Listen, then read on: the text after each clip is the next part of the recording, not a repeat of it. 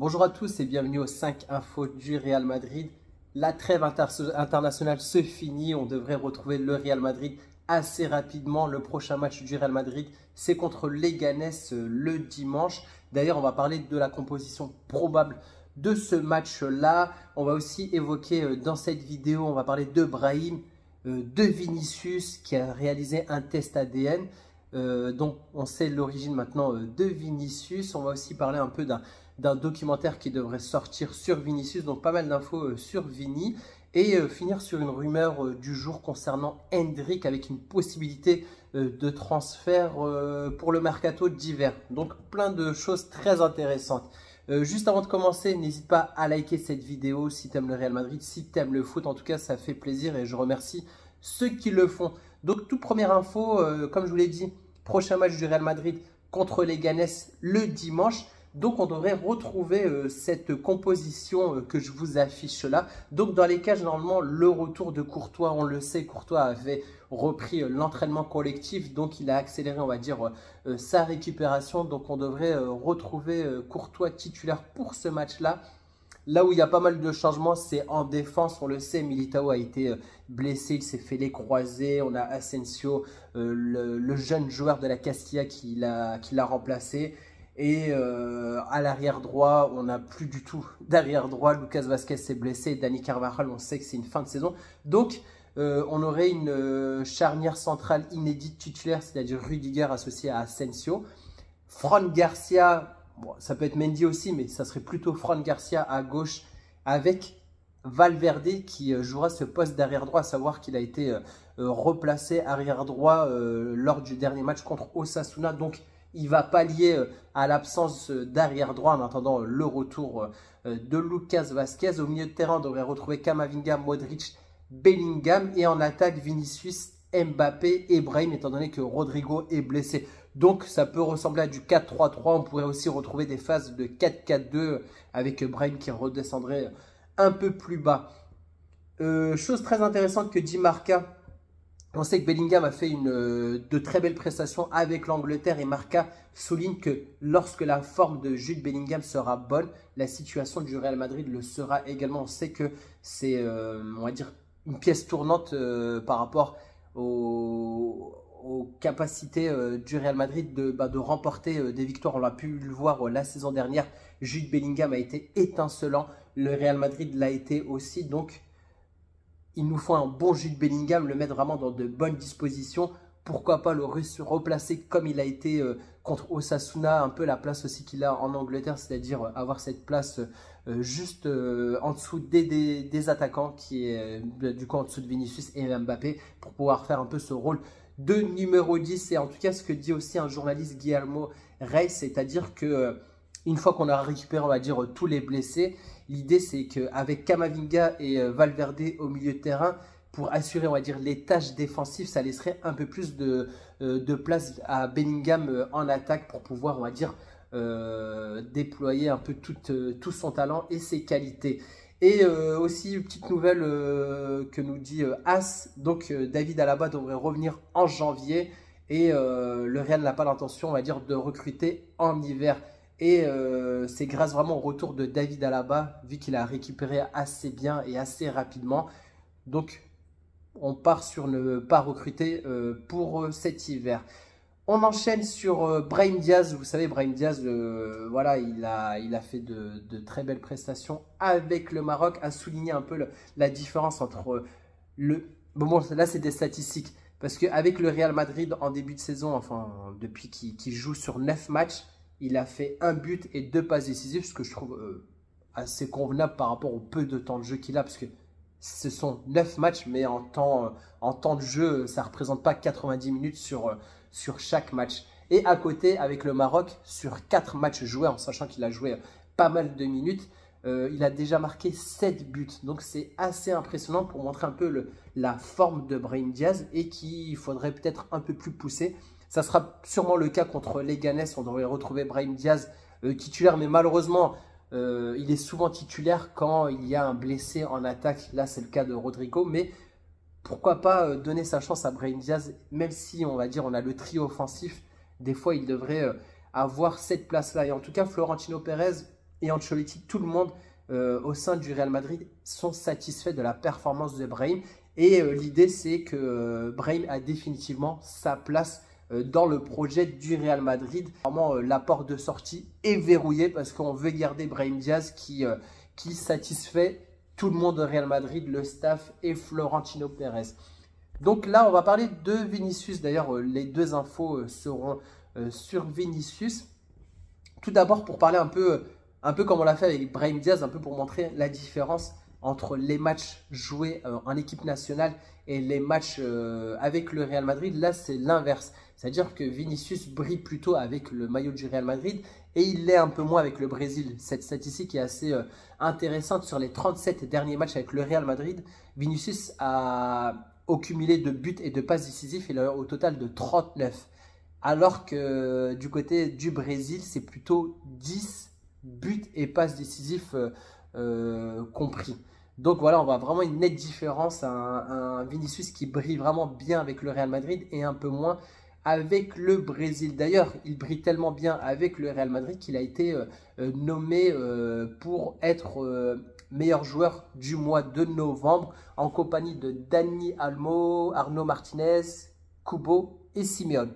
Donc je pense que Vinicius peut facilement l'emporter. Et chose aussi intéressante que j'ai trouvé là il n'y a pas longtemps, c'est que Vinicius est officiellement camerounais. Et oui, en fait il a fait un test ADN via sa fédération et les résultats montrent en fait que ses ancêtres étaient originaires du Cameroun. Et d'ailleurs il y a même un certificat qui lui a été remis juste avant le match contre le l'Uruguay pour un peu certifier, on va dire, ces origines-là. N'hésitez pas à me dire ce que vous en pensez. Enfin d'ailleurs s'il y a des Camerounais aussi qui regardent cette vidéo, n'hésitez pas à mettre des commentaires.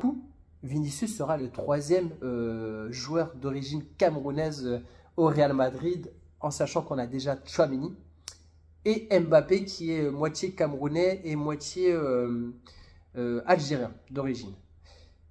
Toujours Vinicius, quatrième info, on apprend qu'il y aura un nouveau documentaire qui sera tourné sur la vie de Vinicius. Ça sera diffusé en 2025 sur Netflix. En sachant qu'en parallèle, je rajoute aussi une autre news, c'est-à-dire qu'il y aura un nouveau aussi documentaire concernant le Santiago Bernabéu qui sera diffusé le 4 décembre sur Disney, il me semble, et National Geographic. Donc par rapport à tout ce qui s'est passé, on va dire l'historique du Bernabéu jusqu'à, on va dire, tous les travaux qui ont été effectués pour voir les transformations de ce Bernabéu-là.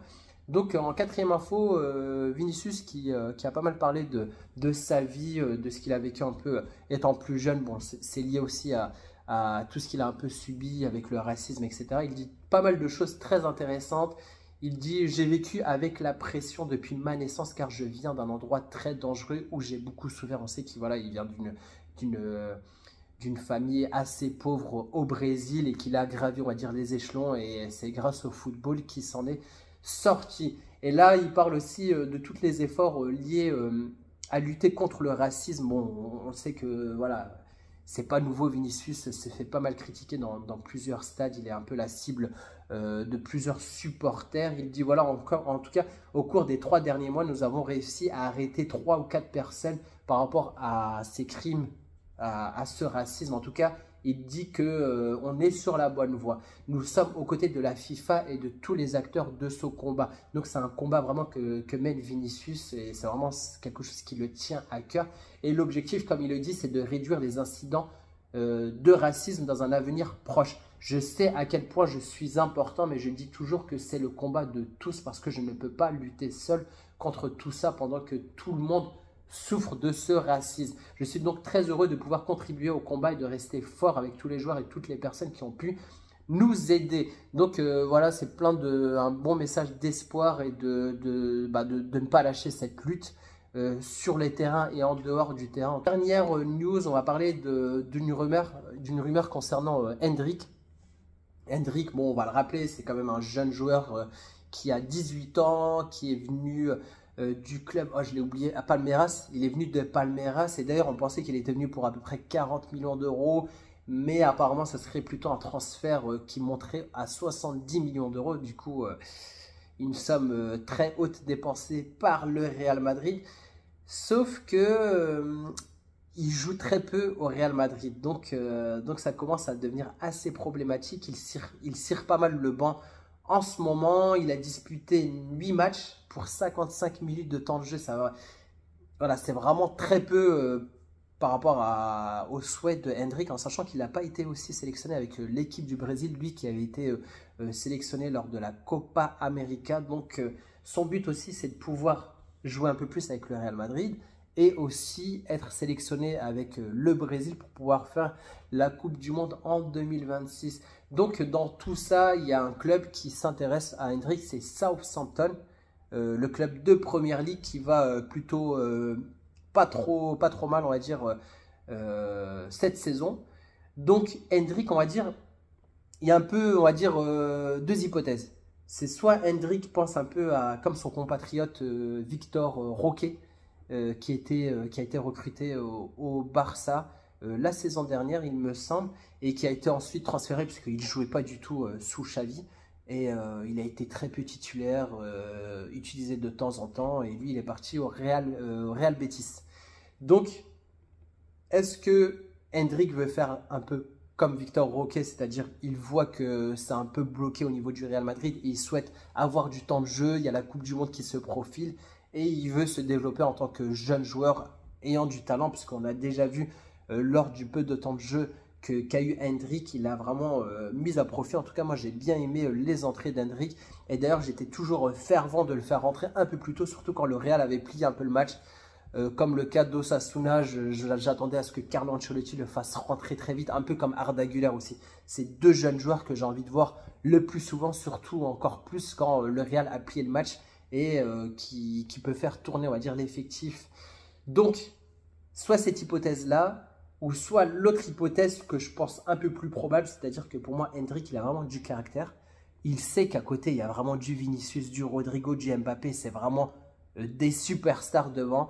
Il y a même Brahim Diaz aussi qui brille aussi avec le Maroc et qui fait aussi du bien quand il rentre au Real Madrid. Donc pour moi, je pense que Endrick va se battre pour avoir du temps de jeu avec le Real Madrid. Il a pu l'avoir un peu en début de saison. Là, ça l'est un peu moins. Ça devient un peu compliqué les rotations de la part de Carlo Ancelotti. Je ne sais pas si c'est lié aussi au fait que en ce moment, ça va un peu mal et il n'essaye pas de les faire rentrer, on va dire, sous la pression. Mais bon, je pense qu'au bout d'un moment, il faut faire confiance aux jeunes joueurs. Malheureusement, Carlo Ancelotti le fait quand il n'a pas trop de choix. C'est comme le cas d'Asensio, qu'on a sorti de la Castilla, on ne le connaissait pas du tout. Et au final, on voit qu'il est super talentueux. Il a fait une passe D à Bellingham, il a été costaud en défense. Donc au bout d'un moment, il faut donner la chance à ces jeunes-là. Ils ont besoin de temps de jeu pour se développer. Et je pense que, comme je vous disais, la deuxième hypothèse, ça serait pour que Endrick serait plutôt, on va dire, combatif et qu'il souhaite, on va dire, faire sa place au Real Madrid, se battre en tout cas cette saison, ne pas abandonner, ne pas partir comme la rumeur, c'est-à-dire à Southampton pour le mercato d'hiver. Et je pense que le Real Madrid n'a pas intérêt aussi à laisser partir Endrick. Ça sera comme un sentiment, on va dire, d'échec de ne pas avoir laissé de la place à ce joueur et ne pas laisser cette pépite se développer aux côtés de nos superstars, Vini, Mbappé, etc.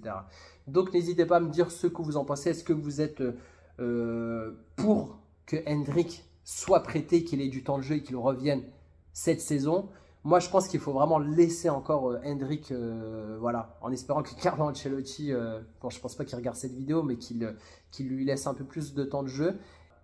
C'est tout pour ce 5 infos. N'hésitez pas à me donner tous vos avis, vos commentaires, à liker cette vidéo si ce n'est pas encore fait, à vous abonner aussi si jamais vous aimez ce contenu. En tout cas, merci à ceux qui se sont abonnés dernièrement, même à ceux qui sont abonnés de longue date, puisqu'on a franchi le cap des 4000 abonnés. Donc on va viser plus haut, on va viser la barre symbolique des 5000 abonnés. J'espère qu'on va l'atteindre bientôt. En tout cas, ça fait plaisir de partager plusieurs infos avec vous du Real Madrid. Et sur ce, je vous dis à bientôt pour une prochaine vidéo. Ciao!